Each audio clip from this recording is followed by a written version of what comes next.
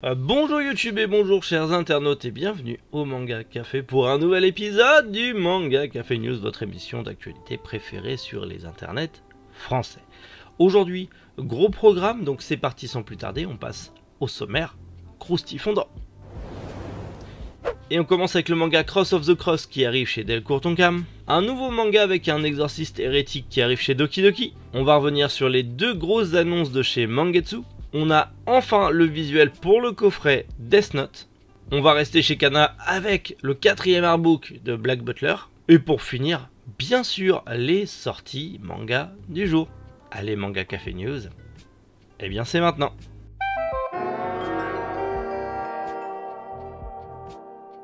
Un manga qui me hype énormément, Cross of the Cross, qui arrive chez Delcourt Tonkam. C'est un manga de Shiryu Nakatake qui est un jeune mangaka et on est clairement sur de la vengeance. C'est prévu pour début 2024 chez Delcourt Tonkam et en gros dans l'histoire on va y suivre un jeune homme qui est malheureusement un souffre-douleur qui se fait harceler par toute une bande justement au collège et un jour, les harceleurs vont vraiment aller trop loin et ils vont tuer toute sa famille. Par rapport à une blague qui a mal tourné, s'est transformé en accident, patati patata. Mais du coup, en fait, il va perdre toute sa famille. Ce qui fait que le seul noyau dur qu'il raccrochait à la vie disparaît à cause de ces harceleurs. Ils lui ont vraiment tout pris. C'est pas grave, le temps passe et la vengeance est un plat qui se mange surgelé. Donc, il va se venger, mais en mode sale, avec son grand-père qui a fait partie des forces spéciales japonaises. Il va se venger en mode giga sale. Ça me fait énormément penser à des thrillers style You Reveal Past, un manga que j'adore en ce moment, que j'adore lire, et j'ai vraiment hâte à la suite parce que c'est incroyable. Et du coup, le synopsis me donne envie. J'ai qu'une hâte, c'est que ce manga sorte pour justement pouvoir le lire. Mais va falloir attendre début 2024 pour pouvoir le lire. Va falloir être un peu patient, mais vivement. Un nouveau manga aussi qui me hype un petit peu, mais celui-là il sortira début octobre. Il s'agit de Miyabichi no Omyojin, l'exorciste hérétique. En gros, on va y suivre l'histoire d'un exorciste qui est envoyé pour récupérer des trésors volés par des yokai. Là, ça ressemble un petit peu au délire Yu Yu Hakusho quand il doit récupérer les reliques et tout ça. Donc déjà, ça me parle.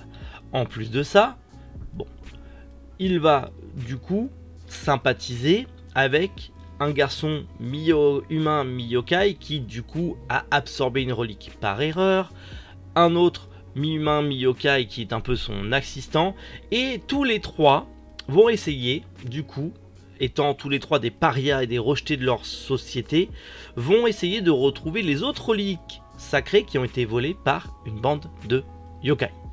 Ça parle de yokai, ça parle d'exorcistes. Moi personnellement c'est mon dada, la culture fantôme, yokai, machin truc, j'adore ça. Ceux qui me connaissent vous le savez, c'est vraiment mon dada. Donc clairement j'ai hâte au 4 octobre, hâte que ça sorte, hâte de le lire et hâte de vous en parler. Mais va falloir aussi pour le coup être un peu patient. Mangetsu vient de mettre le paquet et un gros paquet sur la table. Une nouvelle collection, la collection Koten arrive chez Mangetsu. Une collection qui se veut être une collection qui est consacrée aux grands classiques du manga dans des versions un peu style grand format cartonné perfect comme on peut l'avoir notamment chez Mangetsu avec les Junji Ito. Et rien que ça, si on a la même qualité d'édition, je dis oui à 200%. Mais vous allez voir que les deux séries qui sont annoncées sont plutôt pas mal, puisque en janvier 2024 on aura la réédition du Cheminot. C'était un manga qui était sorti chez Panini, qui a bidé complet. Même moi à l'époque ça m'intéressait pas de lire un manga sur une histoire ferroviaire, mais en tout cas on va le retrouver sous le titre Popoya Love Letter. En gros il y aura les deux séries réunies dans une, si j'ai bien compris. C'est un manga que je n'ai jamais lu, mais c'est un manga qui est fait par les artistes qui ont fait Mibu Gishiden, qui est sorti très récemment aussi, et qui a eu son petit succès, parce qu'il y a une petite vague Kingdom dedans. Je ne l'ai pas lu donc j'en parlerai pas plus. Mais en tout cas c'est cool et ça me donnera l'occasion de découvrir du coup le cheminot dans cette version qui, ma foi, a l'air assez simple et assez joli à voir, mais surtout l'arrivée enfin en France de Ace of the Diamond ainsi que sa suite, normalement Ace of the Diamond Acte 2. On devrait donc être sur un style Perfect Edition, en tout cas de ce que j'ai compris, puisque quand même la première série a 47 tomes, donc je pense qu'ils vont se baser sur une sorte de Perfect Edition tome double, cartonné, ce qui serait très cool aussi, parce que clairement si Mangetsu se met à faire ce genre de choses, on le voit avec les Junji Ito, si Mangetsu nous sortent des perfects de grands classiques dans cette collection Koten, en version cartonnée, grand format, ils ont tout gagné. Ils ont tout gagné comme Meian l'a compris aussi, et ils nous sortent Zatch Bell, enfin Gash Bell, qui nous ont sorti Baki, Karakuri Circus, dans des grands formats, avec une belle qualité d'édition. Clairement, il y a un gros public pour revoir des mangas qui ne sont plus édités, qui valent une fortune à cause de la spéculation, et qui du coup sortiraient dans des beaux ouvrages. Ça serait génial. Donc affaire à suivre, rendez-vous en 2024, mais j'ai vraiment hâte de voir ce que nous réserve Mangetsu, parce que ça a l'air complètement dément, et juste certains titres un peu old school qui reviendraient sur le devant de la scène dans ce genre de format, je suis giga pour. Les fêtes de fin d'année approchent, et justement qui dit fête de fin d'année dit coffret, notamment l'arrivée du coffret intégral Death Note. On en avait déjà parlé, mais on n'avait pas encore de visuel. Ça y est, Kana lance le visuel. On aura donc du coup ce très beau coffret fermé, du coup, un très beau coffret intégral qui comprendra du coup les 13 tomes de Death Note plus le spin-off Short Story. Ça c'est plutôt cool, du coup. On aura vraiment l'intégralité de Death Note. Donc rien que ça vaut le coup. En plus on aura 3 ex-libris à l'intérieur qui sont ma foi très jolis, dont un qui est une illustration giga connue de Death Note, on va pas se mentir, mais c'est mieux que rien. 101,25 € le coffret. Personnellement, moi qui n'ai plus Death Note dans ma collection et qui me tâtais à les re-rentrer, et je suis pas fan de la Black Edition, je voulais re-rentrer cette édition, et là c'est tout bonus.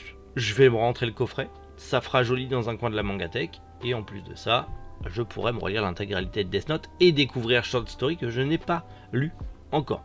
Mais même pour un fan de Death Note, ça fait un beau cadeau à mettre sous le sapin. Je vous en avais déjà parlé, Kana réimprime les anciennes artbooks de Black Butler en sachant que le 4e artbook était sorti au Japon et pas encore en France. Je vous l'avais dit, je suis aussi un oracle. Il n'y a pas que le chef Otaku.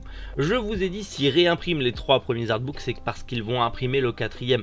Et ça y est, c'est officiel. Le 4e artbook de Black Butler arrive enfin en France. Il a été annoncé pour le 17 novembre au prix de 20,95 €. C'est le prix d'un artbook classique. Et donc on aura enfin le 4e artbook de Black Butler en France. RIP à tous ceux qui l'ont acheté et importé du Japon et qui ont payé des frais de douane énormes. Mais ça y est. On l'a enfin, ça fait plaisir. On va pas se mentir que ça fait plutôt plaisir.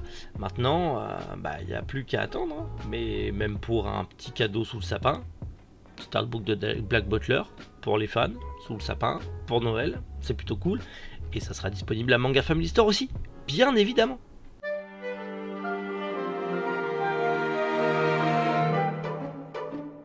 Allez, on passe aux sorties manga du jour et on commence aux éditions Pika avec le 5e tome de Dreamland, le 26e tome de Eden Zero, le 2e tome de How Married an Amagami Sister, le 16e tome de Kaguya-sama, le 1er tome de l'édition Perfect des Chroniques de la Guerre de Lodos, la Dame de Phalis, et le 24e tome de Sayonara Monsieur Désespoir. On passe chez Panini avec le 1er tome de la Perfect de Cat Size, le 7e tome de la Perfect de City Hunter, le livre de coloriage Demon Slayer, le 2e tome de Jungle Juice, le 4e tome de Shot Hell, le 23e tome de Sido, le 1er et 2e tome de Tsukasa Hojo Short Stories, ainsi qu'un coffret reprenant les 2 premiers tomes, et le 6e tome de la Perfect de Yasha. Chez Nobinobi sort le 12e tome de Au Grand Air, le 6e tome de Colocataire à leur manière, le fanbook d'Orimiya, le 11e tome d'Orimiya ainsi que son édition collector, le 11e tome de Mon Ami des Ténèbres et le premier tome de Stitch Aventure à Okinawa. Chez Delcourt Tonkam sort le 20e tome de Dead Tube, le 7e tome de La Perfecte de Dragon Quest, La Quête de Dai, le premier tome de Oh Realist Hero Rebuild the Kingdom, le 27e tome de Jojo Lion ainsi que sa version collector, le 3e tome de La Perfecte des Enfants de la Mer et les 2 premiers tomes de Summer Ghost. Chez Soleil Manga sort le 5e tome de Back from Hell, le 9e tome de Black Mariage, le 6e tome de Excuse Me Dentist Into Chin-Me, le coffret des 3 premiers tomes d'Insomniac, le 11e tome de La Sorcière Invincible, le 18e tome des Aventures de Kirby, le 9e tome Les Caprices de la Lune, le premier tome de Make the Exorcist Fall in Love, le 29e tome de Super Mario Manga Adventure, le 8e tome de The Vampire and the Roses, le 2e tome de Villainess Level 99 et le 5e tome de Witch Watch. Chez Crunchyroll sort le 3e tome de Hitomoji, le 40e tome de Rin et le 2e tome de Two-Faced Diamond. Chez Nazca sort le 2e tome de Horizon, le 1er tome de Pink Ribbon et le 20e tome de Todag. Sortie webtoon chez Kabooks avec le 4e tome de Dungeon Reset, le 1er tome de The Beginning After in the End et le livre de coloriage de True Beauty.